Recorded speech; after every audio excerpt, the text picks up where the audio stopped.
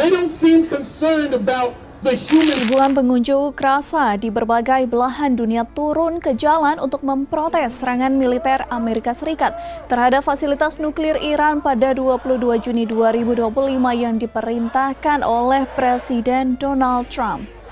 Para demonstran menganggap serangan yang dilakukan oleh Trump secara sepihak melanggar hukum internasional dan berpotensi memicu eskalasi konflik global.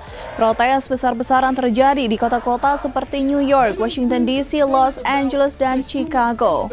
Mereka mengecam tindakan Trump sebagai pelanggaran hukum internasional yang dapat menyebabkan bencana kemanusiaan dan lingkungan. Aksi protes ini juga terjadi di Karachi, Pakistan. Ribuan warga memprotes serangan Amerika Serikat dan Israel dengan menginjak-injak bendera Amerika bertuliskan gambar Trump sambil meneriakkan yel-yel anti Amerika Serikat dan anti Israel. Tetapi Amerika bilang serangan kepada Iran untuk mendukung Israel sebagai melumpuhkan program nuklir Iran yang diklaim sebagai ancaman global.